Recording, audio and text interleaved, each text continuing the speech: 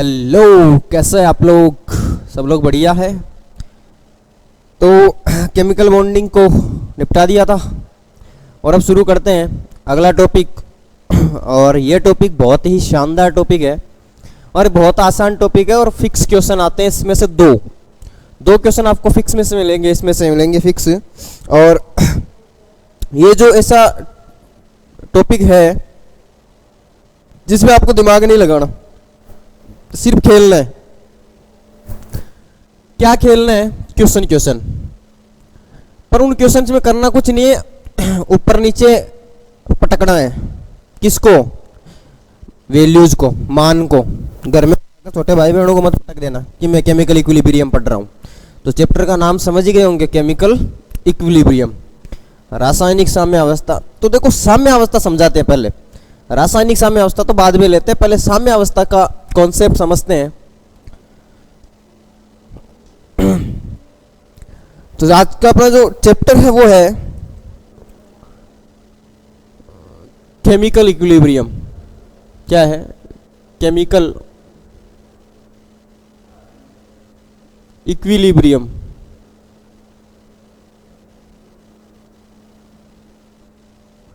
Chemical equilibrium, रासायनिक साम्यावस्था। मैं बता दूं, केमिकल जो इक्विलिब्रियम है यह टॉपिक लगभग 2 क्वेश्चन का वेटेज रखता है। कितने क्वेश्चन का? 2 क्वेश्चन का वेटेज रखता है। तो अपन केमिकल इक्विलिब्रियम को बाद में पढ़ेंगे, अपन पहले शब्द को समझते हैं। साम्य अवस्था होती क्या है, इक्विलिब्रियम होता क्या है। साम्य अवस्था,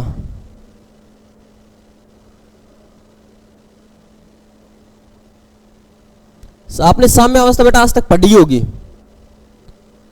पर ये मैं इतना अलग तरीके से पढ़ाऊंगा आपको, शायद आपने इस तरीके की साम्य अवस्था कभी नहीं पढ़ी होगी।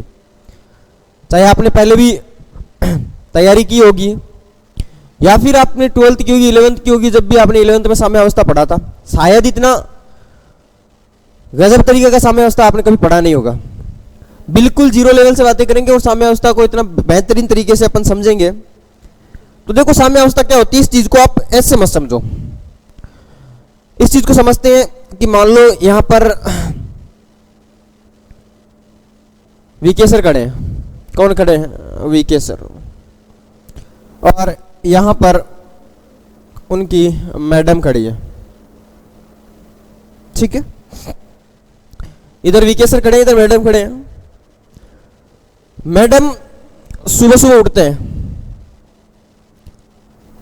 तो आपको पता है इनमें इतना ही भेजा होता है। स्त्री है, कुछ भी कर सकती है। तो इन्होंने मेरे पास बेलन फेंकना स्टार्ट किया सुबह सुबह। क्या फेंकना स्टार्ट किया? बेलन फेंकना स्टार्ट किया। क्यों फेंकना स्टार्ट किया?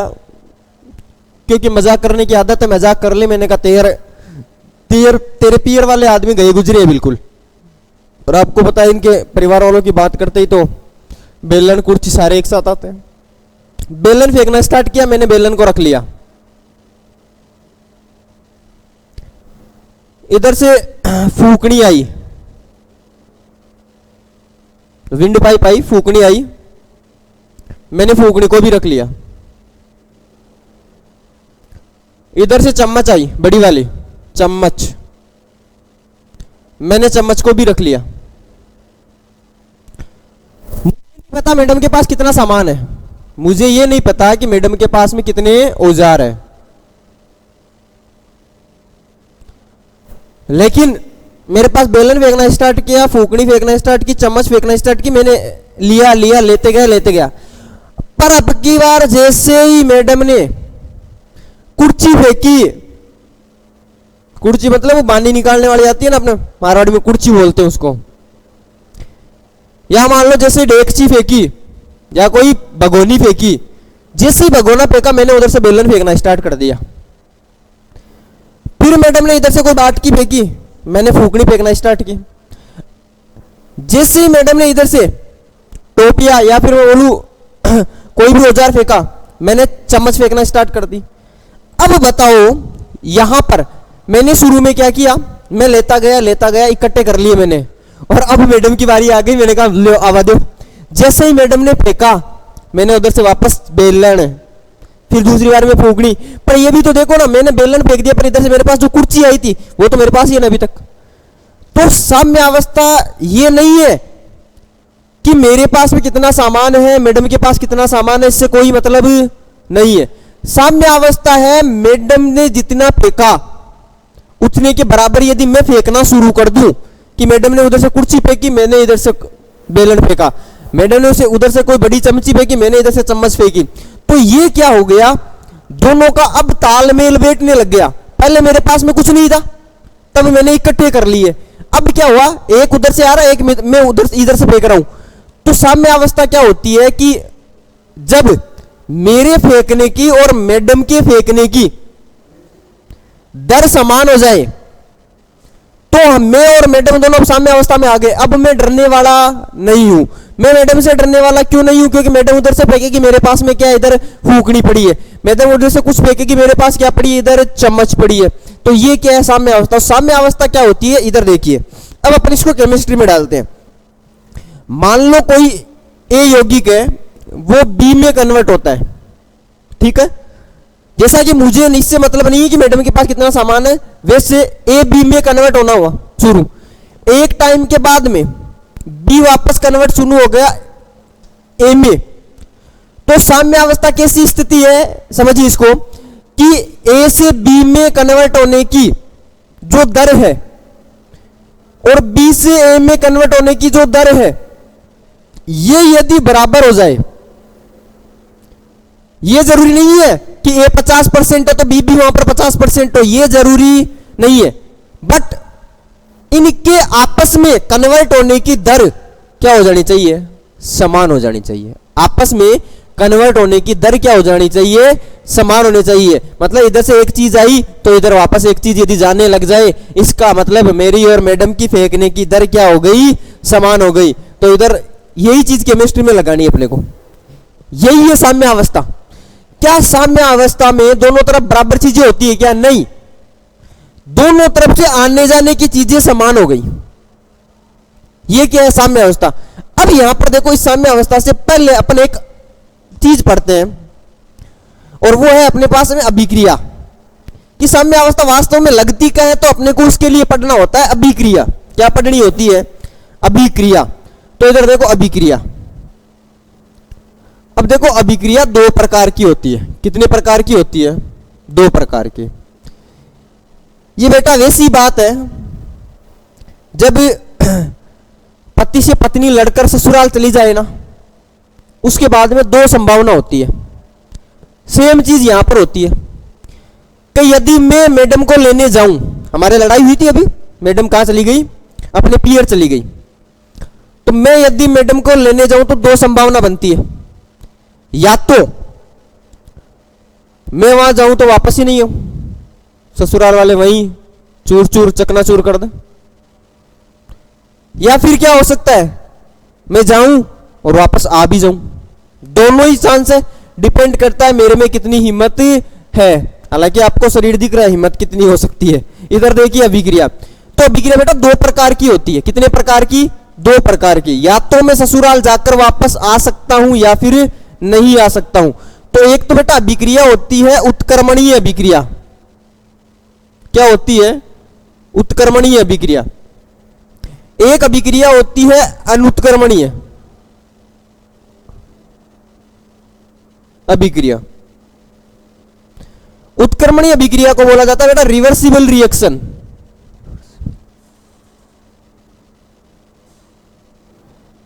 और अनुत्क्रमणीय को बोला जाता है बेटा इरिवर्सिबल रिएक्शन।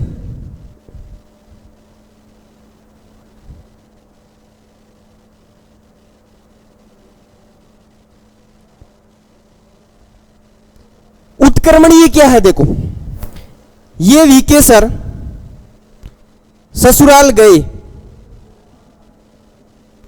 और यदि यहां से वापस आ जाए, जाकर वापस आ जाए, तो अभिक्रिया कौन सी है बेटा? उत्क्रमणीय। और इसका निरूपण कैसे होगा? गई आई। फिर बात कर रहे हैं अनुत्क्रमणीय अभिक्रिया की। यानी वीके सर ससुराल तो जाए पर हिम्मत नहीं होने के कारण वहीं पे निपट जाए, तो वो कौन सी है? अनुत्क्रमणीय अभिक्रिया है।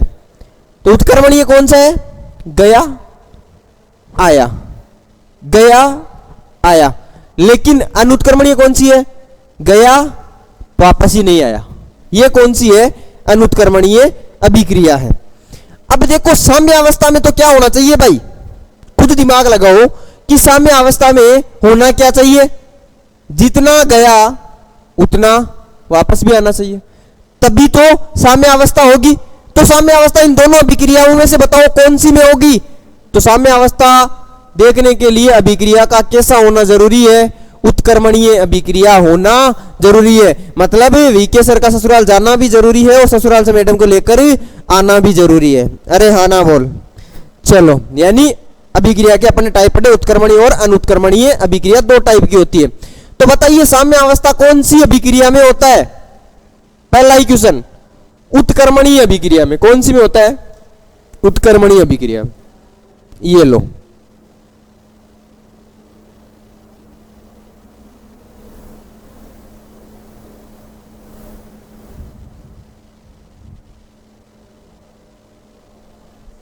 उत्क्रमणीय अभिक्रिया में। अब ये बेटा जो साम्य अवस्था है इसमें दो कंडीशन होती है। एक अपन चैप्टर पढ़ेंगे, दो चैप्टर आते हैं इसमें। एक आता है रासायनिक साम्य अवस्था,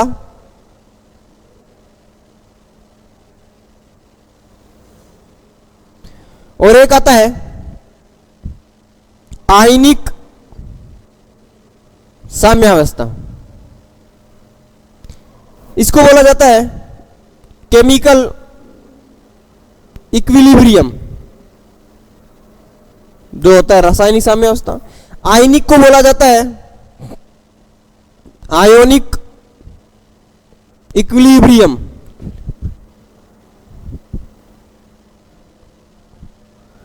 दो टाइप का होता है बेटा। ऐसी कंडीशन है कि मान लो कोई ए अणु बी में कन्वर्ट होता है, बी के अणु वापस ए में कन्वर्ट होने लग जाए, तो यह है रासायनिक साम्य अवस्था।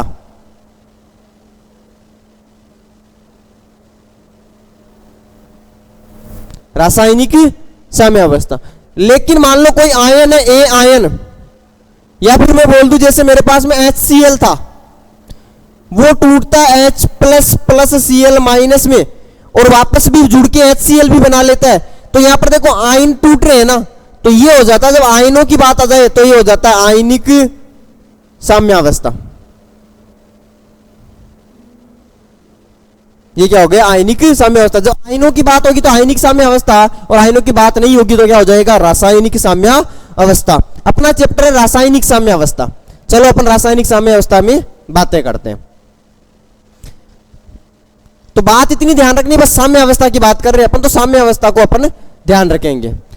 तो एक चीज, पहला पॉइंट बताइए, साम्य अवस्था उत्क्रमणीय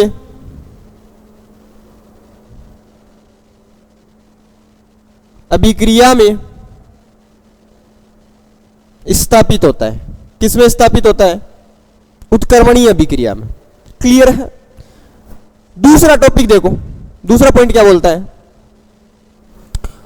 अब भी अपन ने क्या देखा कि जो साम्य अवस्था है ये जितना गया उसी दर से वापस भी आना चाहिए। जितनी दर से इधर से फेंका जा रहा है उतनी दर से वापस आना चाहिए। तो बोल दूं क्या दोनों दर समान होती है? राइट और रॉन्ग? दोनों दर कौन सी? तो देखो उत्क्रमणीय अभिक्रिया। कौन सी अभिक्रिया? उत्क्रमणीय अभिक्रिया दो टाइप की होती है। कितने टाइप की होती है? दो टाइप की। नेक्स्ट पॉइंट को ऐसे समझेंगे अपन। दो टाइप की कैसे?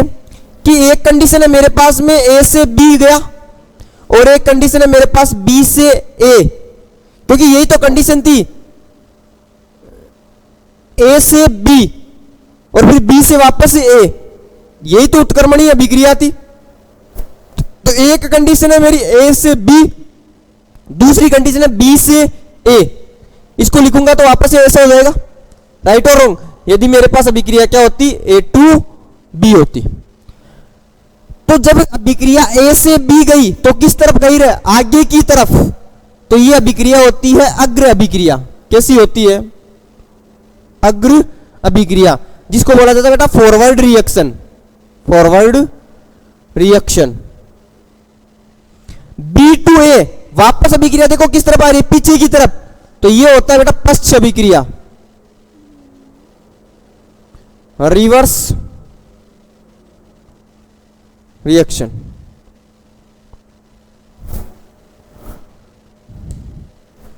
तो उत्क्रमणीय अभिक्रिया कितनी टाइप की होती है?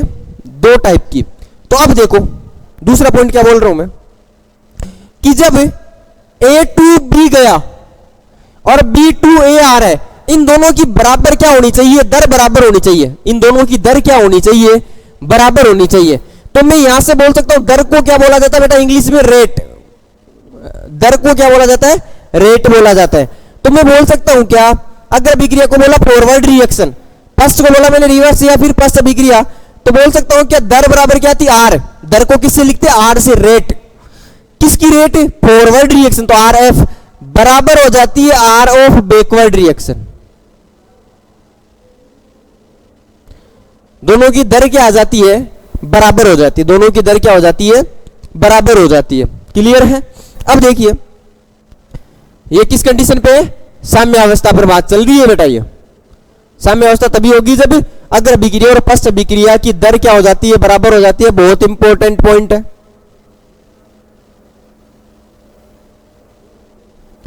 फॉरवर्ड रिएक्शन और बैकवर्ड रिएक्शन की रेट क्या हो जाती है? बराबर हो जाती है। इधर देखिए अब कि यदि फॉरवर्ड रिएक्शन और बैकवर्ड रिएक्शन की रेट क्या हो गई? बराबर। लेकिन मैं ये कहना चाह रहा हूं कि क्या वो अभिक्रिया चलना बंद हो गई है क्या? नहीं। ए से बी बन रहा है और बी से ए भी बन रहा है। फर्क क्या है? ए से बी की तरफ जाने की और बी से ए की तरफ आने की दर बराबर है। दोनों की दर क्या है? बराबर है। अभिक्रिया रुक गई है क्या? नहीं। बस एक दूसरे में परिवर्तन होने की दर क्या है? बराबर। तो साम्य अवस्था एक रुकी हुई प्रक्रम है क्या? नहीं, चलती रहती है हमेशा। बस दर क्या होती है? बराबर हो जाती है। तो क्या बोल सकता हूं? साम्य अवस्था, साम्य अवस्था गतिक प्रक्रम है। इसको बोलते हैं डायनेमिक प्रोसेस।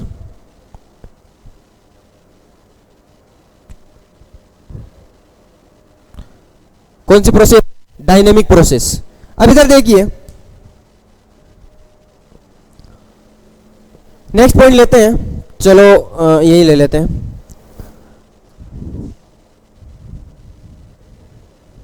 अब देखिए दर क्या हो गई? दर क्या हो जाती है? परिवर्तन की दर जो होती है वो क्या होती है? समान होती है। तो यहां पर जो सांद्रता होती है ना बेटा, सांद्रता वो क्या हो जाती है? नियत हो जाती है। सांद्रता क्या हो जाती है? नियत हो जाती है। सांद्रता नियत कैसे? इस चीज को समझिए भाई। ए से बी कन्वर्ट हो रहा था और बी वापस ए में कन्वर्ट होने लग गया। मान लो शुरू में ये 100% था, एक टाइम के बाद में ये 30% हो गया और 30% के बाद ये वापस कन्वर्ट होने लग गया। तो ये कितना बचा? 70%। अब देखो जितना ये इधर जा रहा है उतना ये इधर जा रहा है। दोनों की सांद्रता में अब कोई परिवर्तन होगा क्या? नहीं। तो सांद्रता क्या हो जाती है बेटा? नियत हो जाती है। सांद्रता क्या हो जाती है? नियत हो जाती है। अब देखिए मैंने बात की थी दर की। किसकी बात की थी? दर की बात की। तो देखो दर होती है, शब्द कहीं भी लग जाए ना इसका मतलब होता है समय के सापेक्ष बात हो रही है।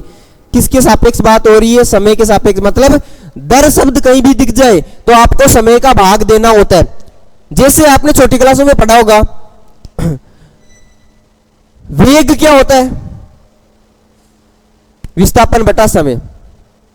यानी फाइनल और जो इनिशियल स्टेज थी उनमें जो चेंज होने की रेट थी वही तो थी। या फिर मैं बोल सकता हूं कि वेग में परिवर्तन की दर क्या होती है? जैसे छोटी क्लास में पढ़ा था अपन ने, त्वरण होता है। तो दर का मतलब क्या? आपने याद करो v के अंदर समय का भाग दिया था। सेम यहां पर भी दर क्या होती है? सांद्रता में परिवर्तन बट्टा समय। अब बताओ सांद्रता तो कैसी हो गई रे, नियत हो गई। तो ध्यान रखना नियत चीज का, नियत का अपने को ज्यादा ध्यान नहीं रखना। अवकलन, नियत का अवकलन क्या होता है, शून्य होता है। क्योंकि देखो बेटा मैं दर लिखूंगा तो आर बराबर क्या होता है, डी सी, सी मतलब सांद्रता, अपॉन डी टी यानी कितने समय में कितनी सांद्रता परिवर्तित हुई। इसका यदि मैं डी का मतलब होता है यहाँ पर अवकलन करना होता है, तो ये किसके बराबर आएगा, शून्य का। इस पॉइंट को आप नहीं ध्यान रखोगे तो भी बेटा क्वेश्चन नहीं आने वाला है। यदि किसी को अवकलन नहीं आता है तो आप इस पॉइंट को छोड़ दे, यहां से क्वेश्चन नहीं पूछा जाता। अवकलन का मतलब होता है छोटी चीज, अवकलन का मतलब क्या होता है, छोटी चीज की गणना करना। चलो अब चलते वापस साम्य अवस्था पे।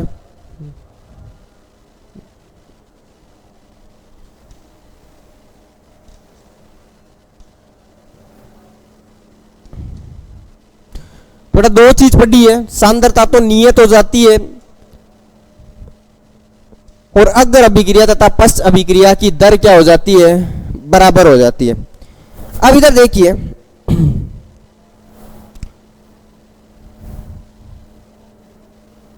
एक नियम पढ़ेंगे अपन और इस नियम का नाम है सक्रिय द्रव्यमान का नियम। क्या नाम है, सक्रिय द्रव्यमान का नियम।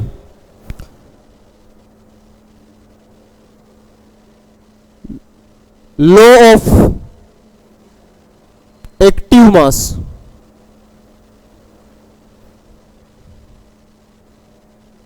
Law of active mass. देखो सक्रिय द्रव्यमान क्या होता है, इस चीज को समझो पहले, यहां से सीधा क्वेश्चन आया हुआ है। तो देखो सक्रिय द्रव्यमान क्या होता है, मोलर सांद्रता, मोलर सांद्रता को क्या बोला जाता है, सक्रिय द्रव्यमान। ये डायरेक्ट क्वेश्चन आया, सक्रिय द्रव्यमान का मतलब मोलर सांद्रता। मोलर सांद्रता का मतलब बेटा मोलरता पढ़ी होगी आपने 11वीं क्लास में। किसकी बात कर रहा है, मोलरता की बात कर रहा है। यदि नहीं पढ़ी तो मोलरता होती है बेटा मोल पर लीटर। क्या होती है, मोल पर लीटर। ये बात पढ़ेंगे, मैं वापस भी पढ़ाऊंगा जब मैं विलियन का चैप्टर पढ़ाऊंगा। मोल पर लीटर का मतलब है जब मैंने मान लो ये कोई विलियन बनाया, कोई घोल बनाया एक, उसमें मैंने डाला ए और बी, तो ए जो मेरा कम मात्रा में होता है इसको बोला जाता है बेटा विलेय, और जो ज्यादा मात्रा में होता है इसको विलायक बोलते हैं। तो बेटा जो विलेय के मोल और इस विलायक का आयतन, इस विलायक और इन दोनों का जो आयतन आएगा, उन आयतन दोनों का अनुपात जो होता है ना, उसको बेटा मोलरता बोली जाती है। क्या बोली जाती है, मोलरता। तो इधर देखिए सक्रिय द्रव्यमान क्या होता है, मोलर सांद्रता होती है। क्या होती है, मोलर सांद्रता होती है। इंपॉर्टेंट कर लेना, मोलर सांद्रता को ही क्या बोला जाता है, सक्रिय द्रव्यमान बोला जाता है। इस नियम को किसने दिया, बहुत इंपॉर्टेंट है। तो गिवन बाई यानी किसके द्वारा दिया गया, तो आप बताओगे गुलबर्ग तथा वाग्ये। क्या बताओगे, गुलबर्ग व वाग्ये द्वारा सक्रिय द्रव्यमान का नियम दिया गया। क्या दिया गया था, सक्रिय द्रव्यमान का नियम किसके द्वारा, गुलबर्ग तथा वाग्ये के द्वारा। किसके द्वारा, गुलबर्ग तथा वाग्ये के द्वारा। यह नियम क्या बोलता है, तो नियम की बातें सुनो। इस गुलबर्ग और वाग्ये के पंचायती राज व्यवस्था की बातें सुनो, क्या बोलता है। गुलबर्ग और वाग्ये बोलते हैं कि अभिक्रिया की दर, क्या बोला, अभिक्रिया की दर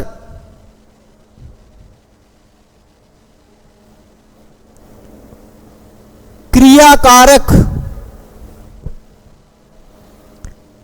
की सांद्रता, क्रियाकारक की सांद्रता, कौन सी सांद्रता, मोलर सांद्रता, या क्या बोल सकता हूं, सक्रिय द्रव्यमान के समानुपाती होती है, के समानुपाती होती है, जहां पर रस समीकरण मिति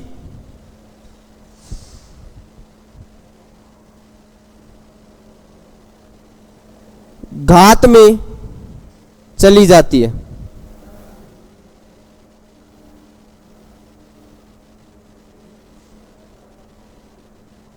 कहां चली जाती है? घात में चली जाती है। बात को याद नहीं रखना है। क्यों? देखो इसका अपन रूप पढ़ते हैं। मान लो मेरे पास में कोई अभिक्रिया थी Na, क्या अभिक्रिया थी? Na, वो कन्वर्ट हो गई Mb में। ये N और M क्या है? ये होती है रस समीकरण मिति, जिसको आप मोल की संख्या मानते थे। इसको बोला जाता है, क्या बोला था? रिएक्शन स्टोइकियोमेट्रिक कोएफिशिएंट, रस समीकरण मिति। ये A और B के अपना अभिकारक। तो बोला अभिक्रिया की जो दर होती है वो क्रिया कारक। A और B तो क्या है? यौगिक है। तो क्रिया कारक की बात करना, सिर्फ उत्पाद को नहीं देखना है, उत्पाद को नहीं देखना है, आपको सिर्फ कर्म करना है, फल को नहीं देखना है। सेम क्रिया कारक को देखना है आपको, फल की इच्छा नहीं करनी, उत्पाद की तरफ नहीं देखना। तो मान इसने क्या बोला कि इस अभिक्रिया में जब मैं देखता हूं तो मेरा जो दर होगी वो समानुपाती होगी A की सक्रिय द्रव्यमान। सक्रिय द्रव्यमान को ब्रैकेट से लिखा जाता है। किससे लिखा जाता है? ब्रैकेट में, ऐसे कोष्टक में लिखा जाता है। तो सक्रिय द्रव्यमान की घात क्या चली जाएगी? वो रस समीकरण मिति N। ये क्या है? सक्रिय द्रव्यमान का नियम। ये क्या है? सक्रिय द्रव्यमान का नियम है कि अभिक्रिया की दर क्रिया कारक के सक्रिय द्रव्यमान के समानुपाती होती है, जहां पर रस समीकरण मिति कहां चली जाती है? घात में चली जाती है। चलो इस चीज को और तरीके से समझते हैं।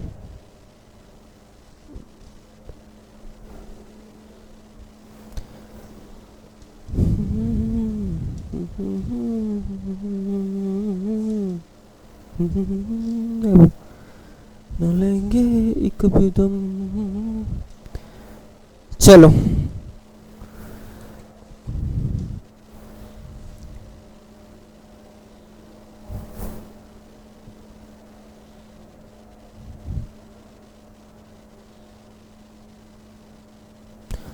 चलते नेक्स्ट साम्य अवस्था पे।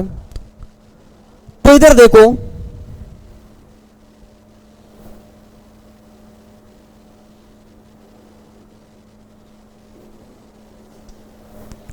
मैं अगर बात करूं, कोई रिएक्शन है मेरे पास Na,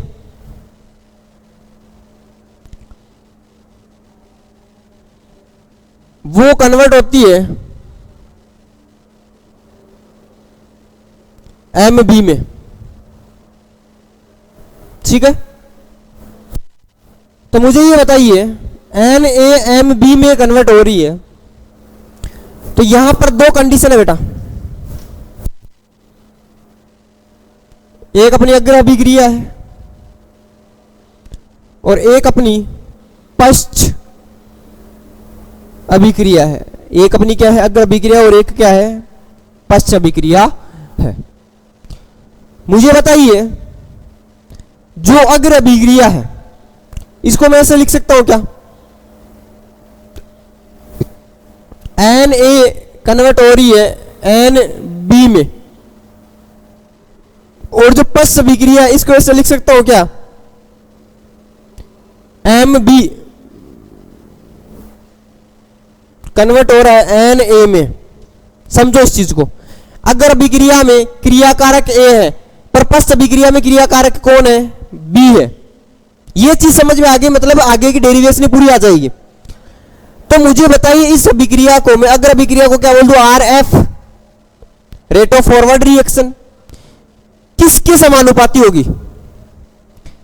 क्रियाकारक के सक्रिय द्रव्यमान के, जिसमें घात कहां चली जाएगी, मतलब रस समीकरण मिति कहां चली जाएगी, घात में।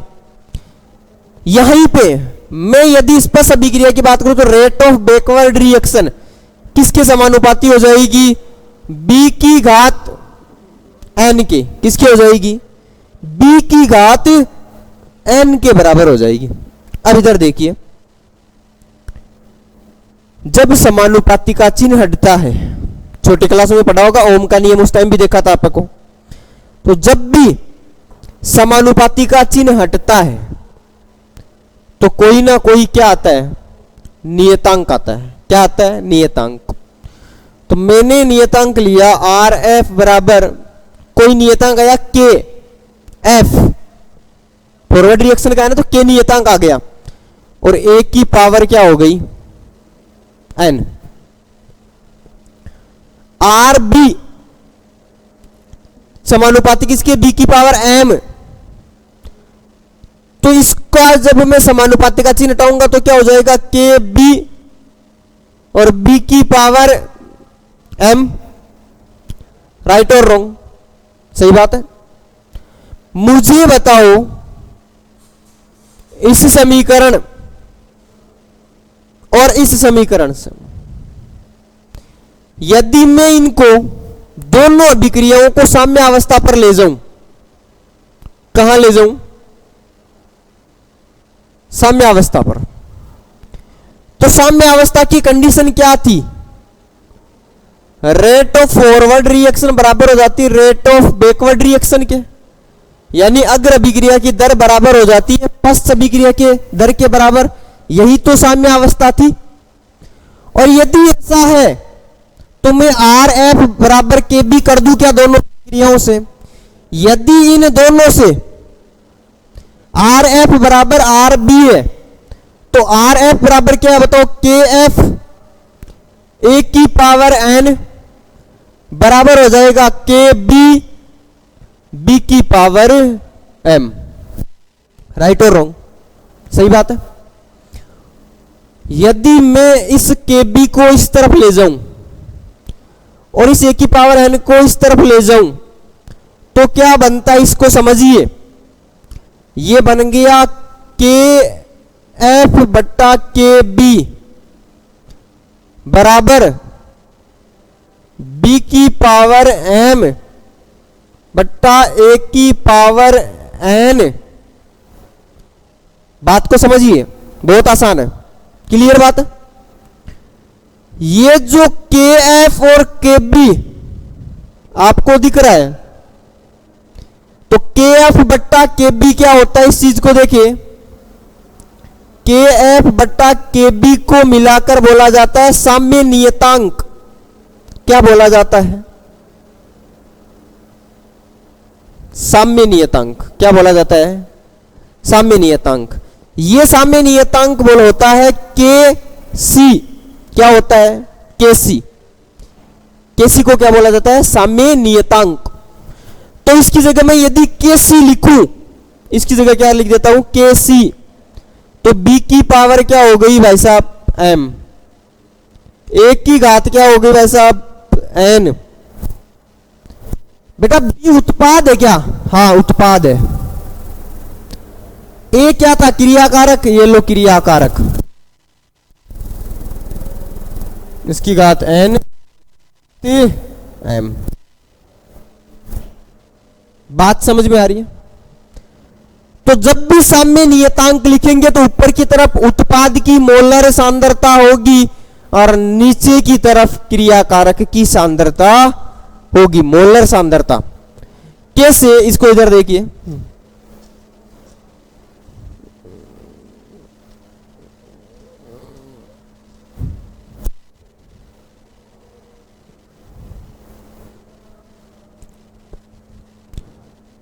मेरे पास अभिक्रिया थी, मान लो H2 प्लस O2, वो कन्वर्ट हो रही है H2O में।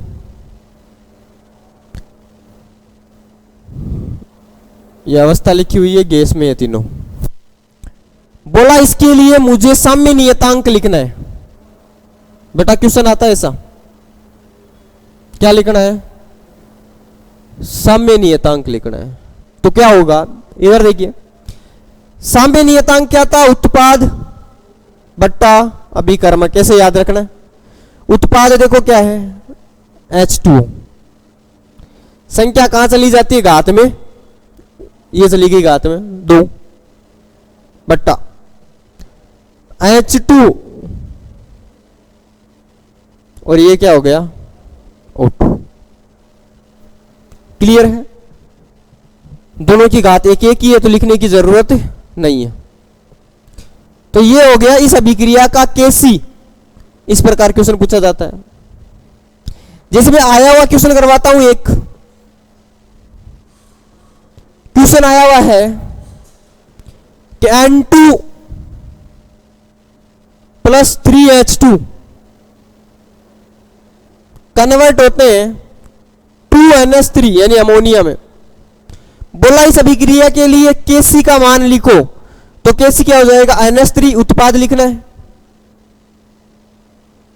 की घात 2 बट्टा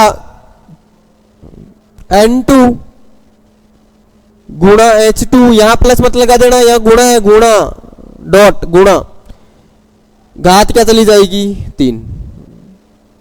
ये क्या हो जाएगी इस अभिक्रिया का केसी। ये क्वेश्चन हर जगह आया हुआ है, नीट में भी आया हुआ है, IIT में भी आया हुआ है, NCERT में भी दिया हुआ है, BHU में भी आया हुआ है, जेट में भी आया हुआ है और ICAR में भी आया हुआ है। ये अमोनिया वाला क्वेश्चन इतना आसान क्वेश्चन था, बस आपको बताना इसका निरूपण क्या होगा, साम्य नियतांक का निरूपण क्या होगा। चलो अपन नेक्स्ट चलते हैं।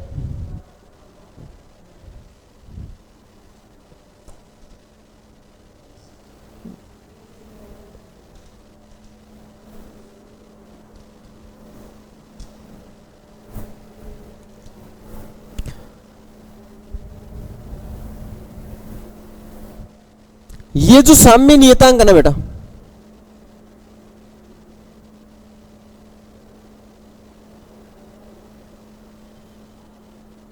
केसी,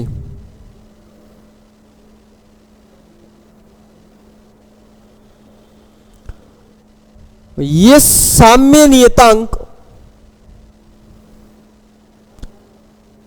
के मात्रक की बात करूं, अगर किसकी बात कर रहा हूं, मात्रक की यानी यूनिट की बात कर रहा हूं, इसकी यूनिट की बात कर रहा हूं, किसकी बात कर रहा हूं, इसकी यूनिट की बात कर रहा हूं। यदि मैं इसकी यूनिट की बात करूं तो मुझे बताइए केसी बराबर क्या था, उत्पाद और इसकी घात क्या थी n m, और क्रियाकारक की घात n, यही था। बताओ ये भी सक्रिय द्रव्यमान यानी मोलर सांद्रता है, ये भी मोलर सांद्रता है।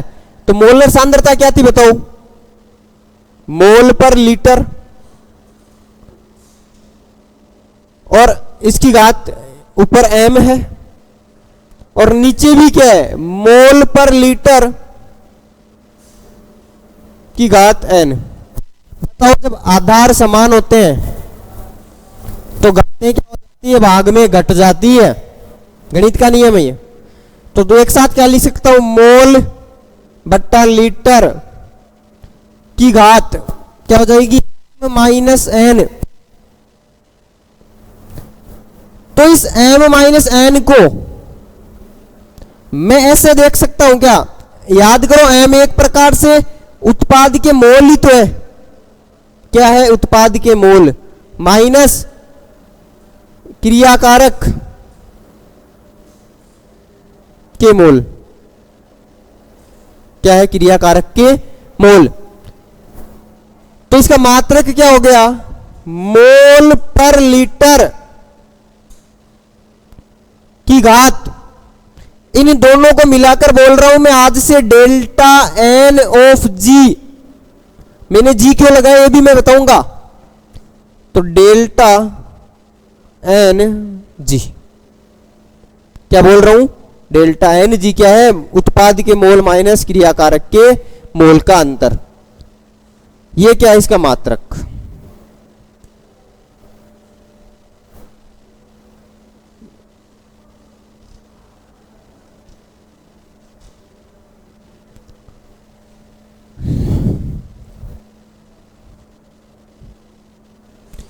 बेटा यदि इस केसी की बात करके चले तो ध्यान रखना केसी के बारे में कि इस दुनिया में चाहे कुछ भी बदले, अपना केसी कभी ना बदले। बदले तो ताप से बदले, वरना किसी के बाप से भी ना बदले। क्या ध्यान रखोगे? दुनिया में कुछ भी बदले, अपना केसी कभी ना बदले। बदले तो ताप से बदले, वरना किसी के बाप से ना बदले। तो लिखोगे केवल ताप पर निर्भर करता है। यह तो बात की है मैंने भौतिक वातावरण की, यदि मैं बात करूं तब।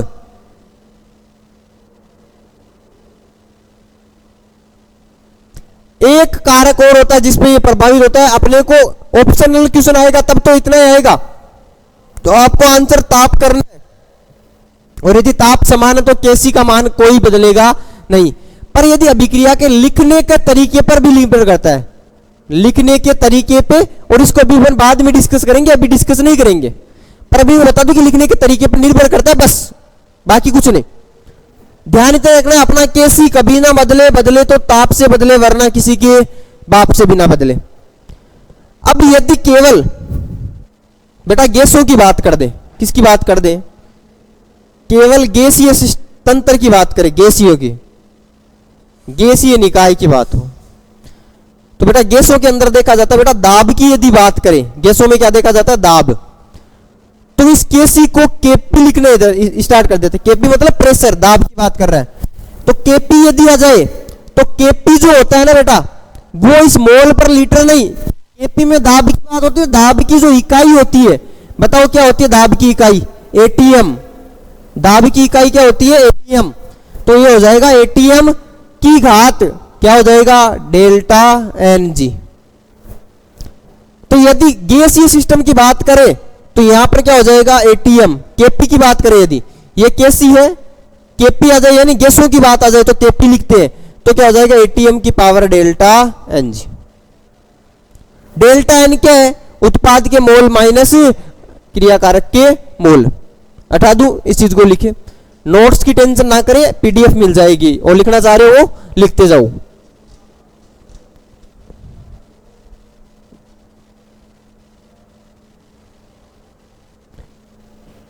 अभी अपने पास में दो चीजें आ गई है, एक आ गया केपी और एक आ गया केसी। इसको यहीं रोको, अपन डिस्कस करते हैं, वापस साम्य अवस्था पे चलते हैं। तो देखो साम्य अवस्था के मैं कुछ ग्राफ बताता हूं। साम्य अवस्था के ग्राफ, किसकी बात कर रहा हूं? साम्य अवस्था के ग्राफ की बात कर रहा हूं बेटा। तो देखना हमेशा यहां पर मैं दो कैटेगरी के ग्राफ बनाऊंगा। कितनी कैटेगरी के? दो कैटेगरी के। एक दर का ग्राफ होगा और एक सांद्रता का ग्राफ होगा। किसके साथ होगा? समय के साथ। ये भी किसके साथ होगा? समय के साथ। साम्य अवस्था का दर के साथ में ग्राफ हमेशा एक बनता है। कितना बनता है? एक। और सांद्रता का ग्राफ साम्य अवस्था में आप चाहो जितने बनाओ, कोई नहीं रोकने वाला। बट दर का यदि बात करें तो एक ही ग्राफ बनता है। क्या बनता है? इधर देखो, ये मैंने ग्राफ खींचा, किसका? दर की बात कर रहा हूं। किसके साथ बात कर रहा हूं? समय के साथ बात कर रहा हूं। अभी याद करो साम्य अवस्था में क्या बोला था? अग्र अभिक्रिया की दर बराबर हो जाती है किसके? पश्च अभिक्रिया की दर के। किसके बराबर हो जाती है? पश्च। शुरू में क्या हुआ? मेरे पास में मेरा क्रिया कारक था, उसकी सांद्रता 100 पे थी, 100%। और उत्पाद कितने पे था? मेरा 0% पे था। उत्पाद बिल्कुल नहीं था। शुरू में ए था, ए बनना स्टार्ट हुआ बी पे, बी बनना स्टार्ट हुआ बी। तो देखो जब ए बी में कन्वर्ट होगा तो ए धीरे धीरे घटता जाएगा और बी यदि बढ़ता जा रहा है तो मुझे एक पॉइंट ऐसा मिलेगा जहां पर ये जो अग्र अभिक्रिया है, ये अग्र अभिक्रिया की बात कर रहा हूं मैं, और यहां पर पश्च अभिक्रिया की बात कर रहा हूं, इन दोनों की दर की बात कर रहा हूं, तो इन दोनों की दर एक पॉइंट ऐसा आएगा जहां पर बराबर हो जाएगी, और जिस पॉइंट पर अभिक्रिया की दोनों की दर बराबर हो जाती है उसी पॉइंट को क्या बोला जाता है? साम्यावस्था।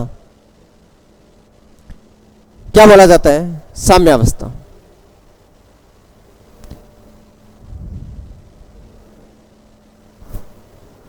तो दर का ग्राफ हमेशा यही बनेगा। क्लियर है? अग्र अभिक्रिया की दर क्या हो जाएगी? पश्च अभिक्रिया की दर के बराबर, तो क्या हो जाती है? साम्यावस्था हो जाती है। पर ग्राफ में सांद्रता क्या खींचता हूं, यह दर का ग्राफ था। अब की बार यदि मैं सांद्रता की बात करूं तो ये लो सांद्रता और ये समय, तो ये मेरा क्रियाकारक है और ये मेरा उत्पाद है। एक समय आएगा जब दोनों की सांद्रता क्या हो जाती है? नियत हो जाती है, सांद्रता नियत हो जाती है। दर की बात नहीं कर रहा हूं। तो एक तो ग्राफ ऐसे बन सकता है कि ये जो ए था और ये बी में कन्वर्ट हो रहा है और बी ए में कन्वर्ट हो रहा है, तो इसका सांद्रता का ग्राफ देखें तो मेरा ए शुरू में 100% था और ये ग्राफ जो है ये मेरा बी का ग्राफ है, यानी ये ए है और ये बी है, दोनों की सांद्रता बराबर हुई है, नियत हो गई है, बराबर नहीं कह सकते। या इसका ग्राफ कैसे बन सकता है? ऐसे कि ए कम हो रहा है और बी बढ़ रहा है, तो ये भी क्या है? सांद्रता का ग्राफ है। तो सांद्रता के ग्राफ कैसे भी हो सकते हैं, बस एक टाइम पर क्या हो जाते हैं? नियत हो जाते हैं। दर का ग्राफ का होगा जहां पर बिल्कुल बराबर हो जाती है दर, वो क्या हो जाता है? साम्यावस्था आ जाती है।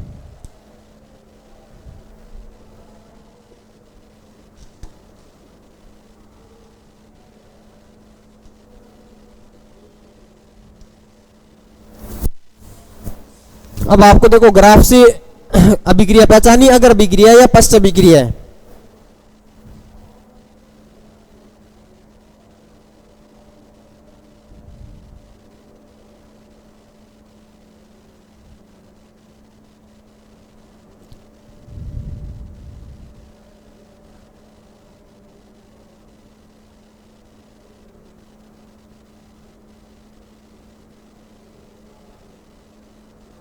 ये अभिक्रिया अग्र अभिक्रिया या पश्च अभिक्रिया है, पहचानो।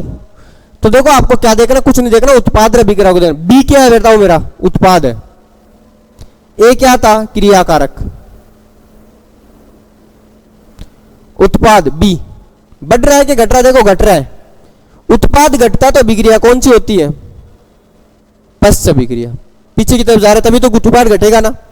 दूसरा चलो एग्जाम्पल और दे देता हूं।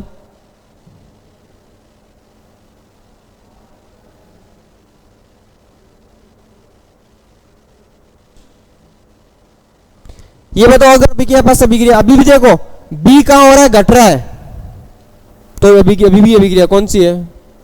पश्च अभिक्रिया। तो ऐसे ग्राफ से भी क्वेश्चन पूछा जा सकता है। चलो नेक्स्ट चलते पॉइंट पे।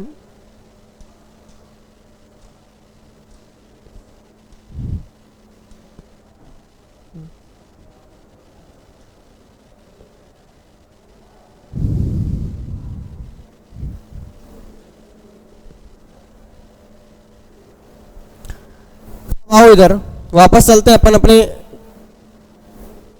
केपीकेसी वाले सिस्टम पे। तो वापस में बात कर रहे हैं किसकी? साम्य नियतांक की, केसी की, जिसको इक्विलिब्रियम कांस्टेंट कहा जाता है। क्या बोला जाता है बेटा? इक्विलिब्रियम कांस्टेंट बोला जाता है। बेटा जो साम्य नियतांक है, इसको लिखने के कुछ तरीके होते हैं, वहां से क्वेश्चन आता है। अपन नोट लगाएंगे।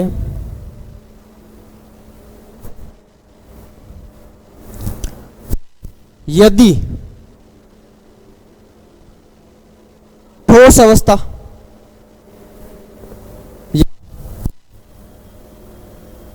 द्रव अवस्था दी गई तो उन्हें साम्यावस्था में शामिल नहीं करते।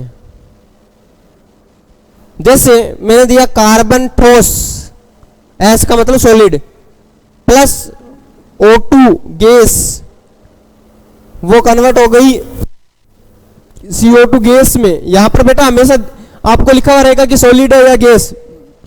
बोला इसका साम्य नियतांक लिखो, तो अभी मैंने क्या बोला, ठोस को शामिल नहीं करना है। तो मैं क्या लिखूंगा, Kc, पहले उत्पाद लिखना, ऊपर क्या आ जाएगा, CO2 का सक्रिय द्रव्यमान बट्टा कार्बन का लिखना है क्या, नहीं, सॉलिड का नहीं लिखना, तो O2 गैस है तो मैंने लिख दिया O2 का। आगे कोई संख्या है ही नहीं तो मैंने घात कुछ भी नहीं लगाया। ये क्या हो गया, इसका निरूपण हो गया। ये क्या हो गया, इसका निरूपण हो गया। चलो मैं कुछ ट्यूशन आए हुए करवाता हूं, एक ट्यूशन और करवाता हूं आया हुआ।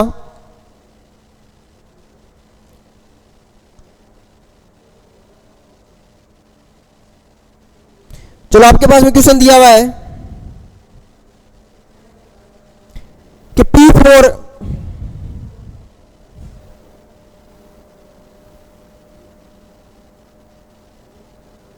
प्लस O2 मिलकर P4O10 बनाता है। यहां पर सबकी क्या दी हुई है, अलग अलग अवस्था दी हुई है, और अवस्था दी गई है कि P4 जो है वो ठोस अवस्था में दिया हुआ है, ये गैसीय अवस्था में दिया हुआ है, ये किस में दिया हुआ है, ठोस अवस्था में दिया हुआ है। बोला इनका Kc लिखो, साम्य नियतांक का निरूपण करो। तो इसके साम्य नियतांक का निरूपण क्या हो जाएगा, Kc बराबर, देखो यहां पर ठोस है तो इसका शामिल नहीं करेंगे, नहीं करेंगे तो क्या हो जाएगा, ऊपर उत्पाद, उत्पाद की तरफ की चीज शामिल नहीं करनी, तो एक शामिल ही नहीं किया कहीं भी, एक बट्टा 5O2, तो ये लिखा मैंने O2, और आगे वाली संख्या रस समीकरण मिति कहां चली जाती है, घात में, तो ये क्या हो गया, इसका निरूपण हो गया साम्य नियतांक का। क्लियर है? चलो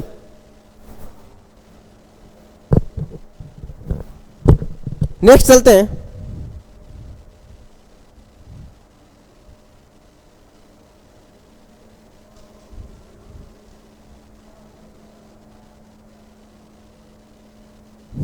सेकंड नोट डालोगे, नोट सेकंड,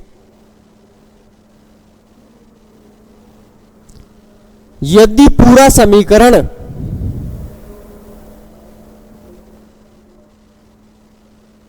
जलीय विलयन में दिया हो तो फिर जलीय विलयन में सभी का निरूपण होगा।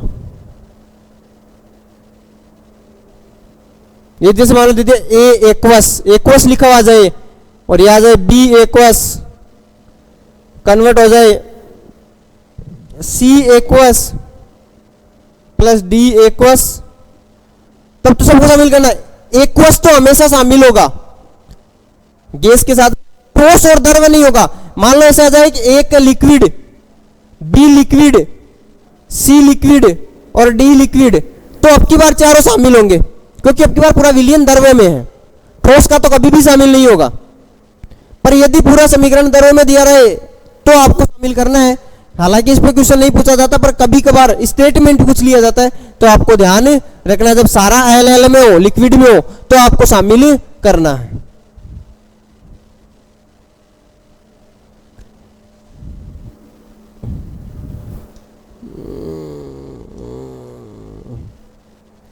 अब चलते हैं इस केपी और केसी की बातें करते हैं। तो बेटा इस केपी और केसी में एक संबंध है, अभी अपन निकालेंगे उस संबंध को। उस संबंध से सबसे ज्यादा क्वेश्चन आते हैं।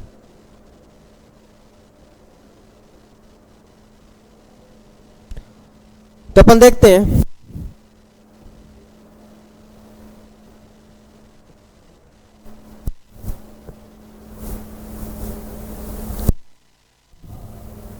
केसी में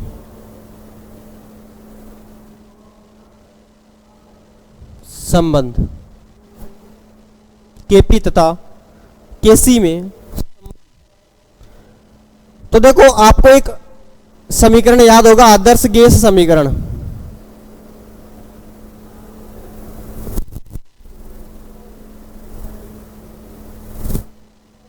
आदर्श गैस समीकरण क्या होता है? पीवी बराबर एनआरटी।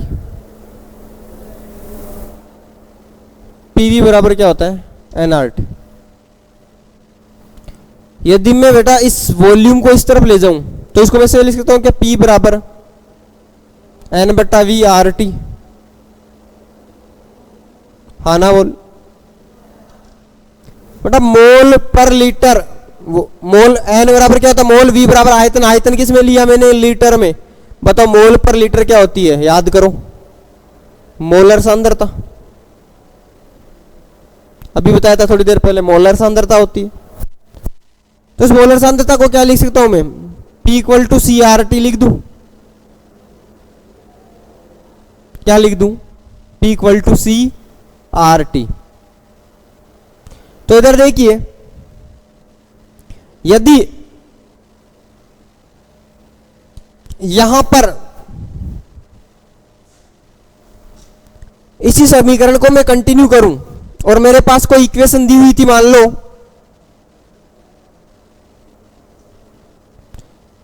एन ए कन्वर्ट हो रहा था एम बी में, तो यहां पर देखो क्या है? ए बी में कन्वर्ट हो रहा है। तो यहां पर अब की बार मैं लिख रहा हूं के पी, वो क्या हो जाएगा भाई? पी आ रहा है तो अब की बार सांद्रता के गुणा में आर टी करना है, तो क्या हो जाएगा?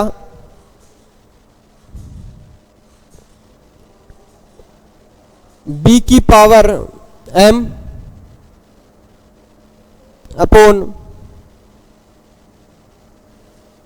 ए की पावर एन, गुणा क्या हो जाएगा? R T.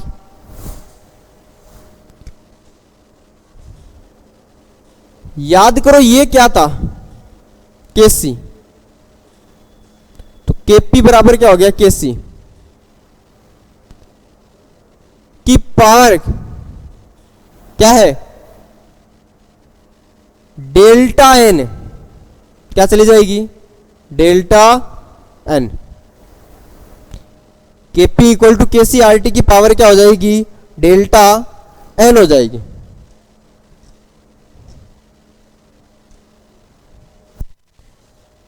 इधर देखो,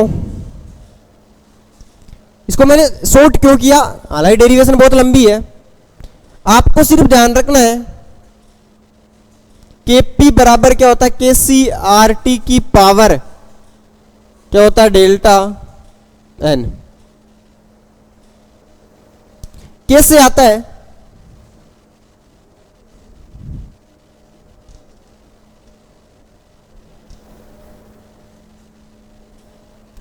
तो इधर देखो, मान लो मेरे पास में कोई रिएक्शन है,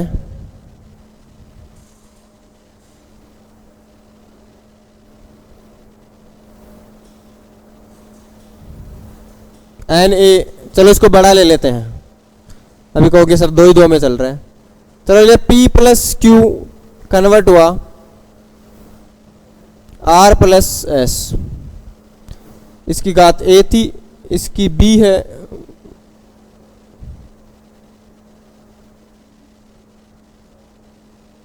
इसकी N है और इसकी M ले ली। इसको मैंने लिखना स्टार्ट किया तो क्या लिखा मैंने? केपी लिखना है, उत्पाद का लिखूंगा तो क्या आ जाएगा? मोल बट्टा लीटर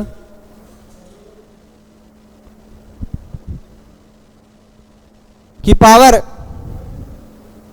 n और RT की पावर भी n गुणा मोल पर लीटर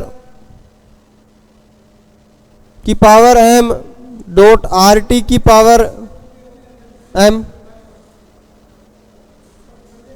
बट्टा क्रिया कारक को मोल पर लीटर की घात a और RT की पावर क्या हो जाएगा a। ये भी क्या हो जाएगा मोल पर लीटर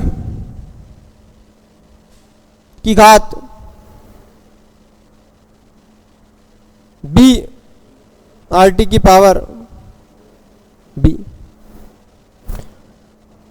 बताओ इसको मैं ऐसा लिख सकता हूं क्या,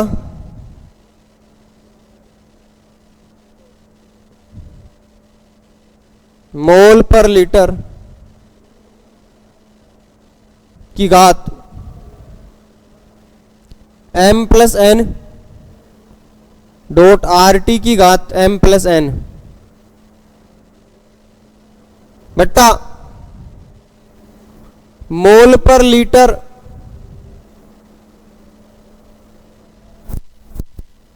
घात क्या हो जाएगी a प्लस बी और RT की घात a प्लस बी। ये देखो क्या है,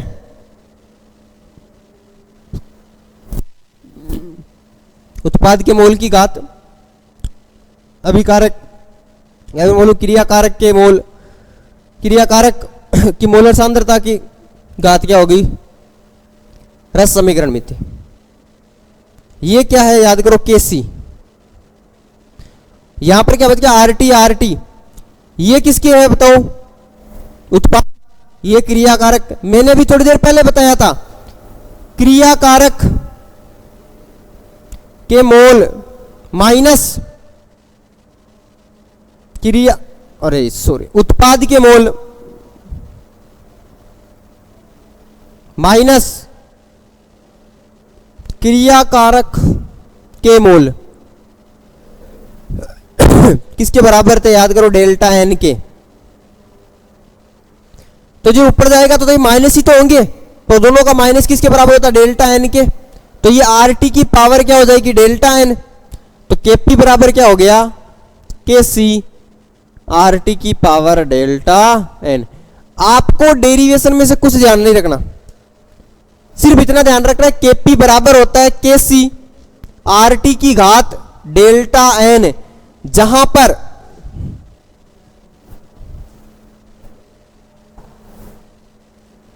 क्या क्या चीजें हैं, तो Kp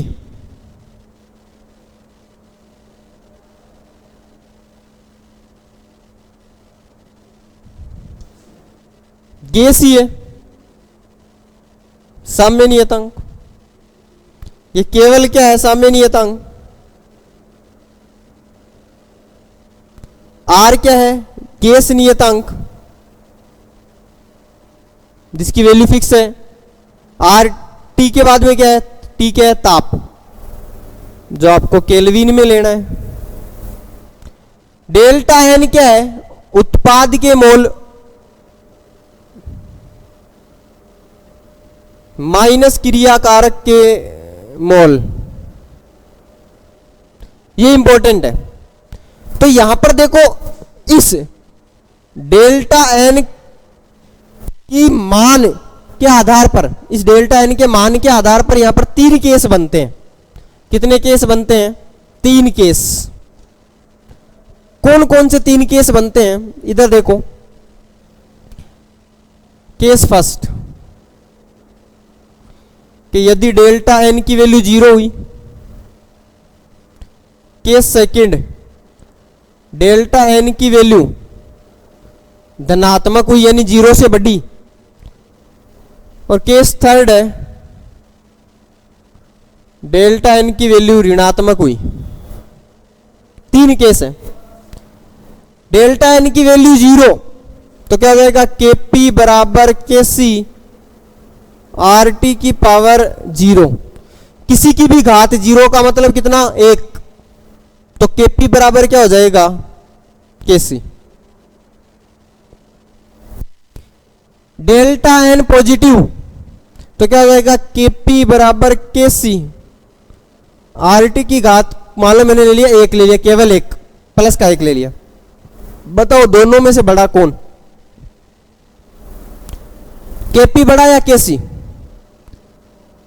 के पी बड़ा के सी से। कैसे?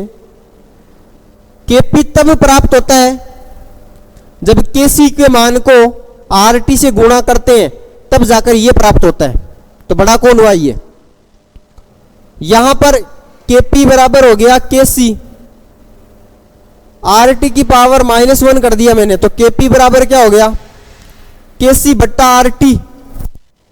माइनस का हाथ का मतलब उसको मैं नीचे ले जाऊं,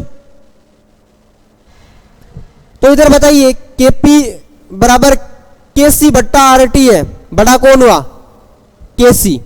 के सी में किसी संख्या का भाग देने पर के पी प्राप्त होता है, तो के सी क्या हो गया, बड़ा हो गया के पी से। यहां से क्वेश्चन बहुत बार पूछा जाता है कि कौन सी अभिक्रिया के अंदर के पी बड़ा है, कौन सी अभिक्रिया में के सी बड़ा है, कहां पर के पी के सी के समान है। यहां से क्वेश्चन पूछा जाता है बेटा। जैसे मैं क्वेश्चन करवाता हूं आपको, जो पिछले सालों में आए हुए, मेरे पास बहुत सारे देखो क्वेश्चन पड़े यहां पर, तो आपको देखो मैं क्वेश्चन करवाता हूं।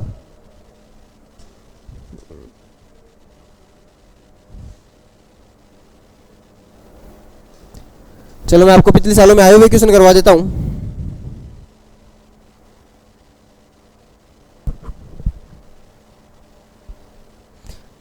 देखो आपको दिया गया है क्वेश्चन है बेटा आपका, दी गई अभिक्रिया के लिए यदि Kp बराबर के सी आर टी की पावर डेल्टा एन हो तो SO2 gas plus 1/2 O2 gas SO3 gas, यदि इस अभिक्रिया के लिए Kp बराबर के सी आर टी की पावर डेल्टा एन हो तो डेल्टा एन का मान बताओ होगा। पहला ऑप्शन है बेटा आपका -1, दूसरा ऑप्शन है +1/2, तीसरा ऑप्शन है -1/2 और चौथा ऑप्शन है बेटा 1। यह आपका क्वेश्चन है, सोचो वीडियो को पॉज करके। चलो मैं आंसर करवाता हूं बेटा। डेल्टा एन का मान क्या होता है, अभी बताया था, उत्पाद के मोल माइनस क्रियाकारक के मोल। सही बात है, ये तो बताया था। इसके मोल कितने हैं, 1। इनके मोल कितने हैं, 1, तो इसका आधा, इसका कितने हो गए, 1.5। 1 में से 1.5 घटता कितना बचता, माइनस का आधा। लो आंसर बेटा। इतना शॉर्ट क्वेश्चन आता है केमिकल इक्विलिब्रियम में से, बस आपको नॉर्मल चीजें ध्यान रखनी है। एक क्वेश्चन और करवाता हूं।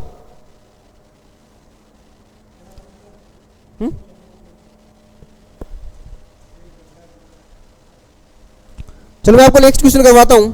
जैसे मेरे पास क्वेश्चन है,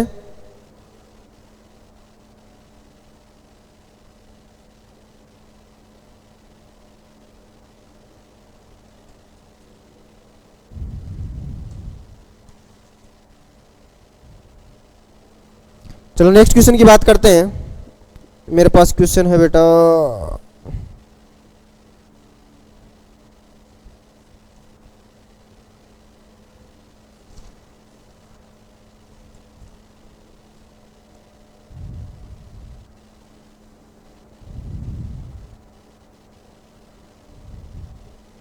क्वेश्चन है मेरे पास बेटा,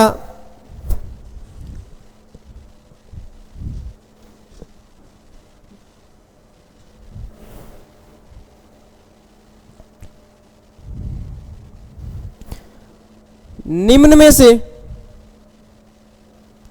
किस घटना में Kp का मान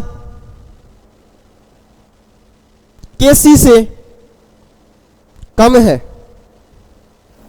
बेटा पहला ऑप्शन है आपका PCl5 कन्वर्ट होता है PCl3 प्लस Cl2, सभी गैस में है। दूसरा ऑप्शन है आपका H2 प्लस Cl2 कन्वर्ट होता है 2HCl में, ये भी सभी गैस में है।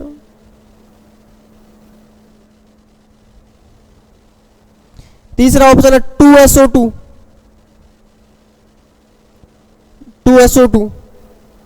प्लस O2 कन्वर्ट होता है 2SO3 में। और चौथा ऑप्शन है, ये भी बेटा सभी गैस में, और चौथा ऑप्शन है सभी। तो बोला कौन से केस में Kp का मान Kc से कम है? तो देखो पहले में मोल की संख्या देखो 1 1 1, तो बताओ डेल्टा एन का मान कितना हुआ? 2 माइनस 1 बराबर 1। यहां पर डेल्टा एन का मान देखो कितना हुआ? 2 में से 1 रे 1 2 गया 0। यहां पर डेल्टा एन का मान देखो 2 माइनस 2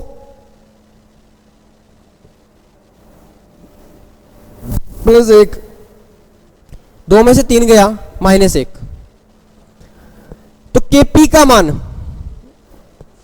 तो Kp बराबर क्या होता है? KCRT की पावर डेल्टा एन। Kp का मान कैसा होना चाहिए? Kc से कम, Kc से कम। तो डेल्टा एन का मान कितना होना चाहिए बताओ? धनात्मक। कैसा होना चाहिए? धनात्मक होगा तभी तो बड़ा कौन होगा? Kp का मान Kc से कम होना चाहिए, तो मान क्या आना चाहिए? ऋणात्मक। मान ऋणात्मक आना चाहिए, इसका मतलब Kp बराबर क्या होना चाहिए? Kc बट्टा RT होना चाहिए। तभी तो क्या होगा? Kp छोटा होगा कि Kc में भाग देने पर प्राप्त होता है Kp। तो Kp तभी तो छोटा होगा Kc से जब RT की पावर क्या होगी? नेगेटिव। नेगेटिव कौन से में बेटा? तीसरे में। तो आंसर कौन सा हो जाएगा? थर्ड हो जाएगा। आंसर कौन सा हो जाएगा? थर्ड हो जाएगा। इस प्रकार बेटा क्वेश्चन पूछा जाता है। एक क्वेश्चन और करवाता हूं देखो, और आपका क्वेश्चन है कि बेटा कोई अभिक्रिया दी हुई है आपको,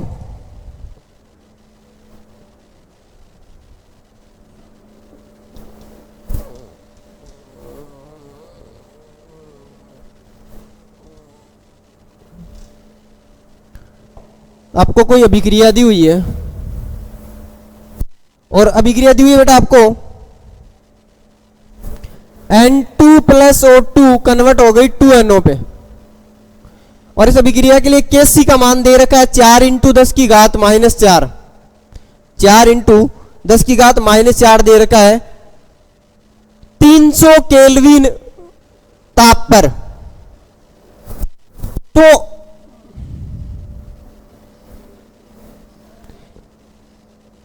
कुछ देर बाद इसमें वापस क्या बोला कि 300 केल्विन ताप पर इस अभिक्रिया का Kc कितना होगा। बाद में पूछा गया है कि जब मान लो मैंने इसके अंदर अभिक्रिया में उत्प्रेरक छोड़ दिया, क्या छोड़ा? उत्प्रेरक लगा दिया। उत्प्रेरक लगाने के बाद में 300 केल्विन ताप पर इस अभिक्रिया के लिए Kc का मान कितना होगा? तो आंसर वापस में होगा 4 इंटू 10 की घात माइनस 4, क्योंकि Kc में यहां पर देखो ताप 300 है, यहां पर भी 300 है। मैंने क्या बोला? Kc बदले तो ताप से बदले, वरना किसी के बाप से भी ना बदले। तो आंसर वापस में हो जाएगा 4 इंटू 10 की घात माइनस 4। क्लियर है? तो ये तो बेटा देखो साम्य अवस्था में अभी ज्यादा चीजें नहीं पढ़ी अपन ने, इतना पढ़ा Kp बराबर KCRT की पावर डेल्टा एन और Kc का निरूपण देखा है। तो जितनी चीजें अपन ने पढ़ी है मैं एक बार बता दूं। अपन ने पढ़ा देखो Kc बराबर क्या होता है? Kc क्या था याद करो? Rate of forward upon rate नहीं, के फॉरवर्ड अपॉन के बैकवर्ड, इसके बराबर था केसी, याद करो। उसके बाद अपन ने पढ़ा जो केसी है उसको लिखते हैं अपन उत्पाद का सक्रिय द्रव्यमान बटा क्रियाकारक का सक्रिय द्रव्यमान, ये होता है। उसके बाद अपन ने क्या पढ़ा, केपी बराबर केसी आर टी की पावर क्या होती है, डेल्टा एन। और ये जो केसी है केवल किस पे निर्भर करता है, ताप पर, राइट है। फिर मैंने क्या बताया, साम्य अवस्था पर अग्र अभिक्रिया की दर पश्च अभिक्रिया की दर के क्या होती है, बराबर, और सांद्रता क्या हो जाती है, नियत, कांस्टेंट हो जाती है, नियत हो जाती है, बताया था। और क्या देखा था कि साम्य अवस्था कैसी प्रक्रम है, डायनेमिक, यानी हमेशा चलने वाला। उसके बाद अपन ने क्या पढ़ा, यहां पर 3 केस पढ़े थे, याद करो। जीरो हो सकता है, पॉजिटिव हो सकता है, नेगेटिव हो सकता है। जीरो का मतलब केपी बराबर केसी, पॉजिटिव का मतलब क्या होगा, डेल्टा एन की वैल्यू पॉजिटिव का मतलब क्या है, केपी बड़ा है केसी से, नेगेटिव का मतलब है केसी बड़ा है केपी से। ये चीज पढ़ी अपन ने 3, ये बहुत इंपॉर्टेंट है। तो ऐसे साम्य अवस्था में ये नॉर्मल चीजें ध्यान रखनी होती है। कल मैं बहुत सारे क्वेश्चन और करवाऊंगा आपको, तब आप समझ जाओगे कि हाँ साम्य अवस्था में कुछ भी नहीं है। आज के लिए इतना ही बेटा, थैंक यू सो मच। जिंदा रहे तो फिर मिलेंगे, तब तक के लिए जय हिंद, जय भारत। हंसते रहो, मुस्कुराते रहो।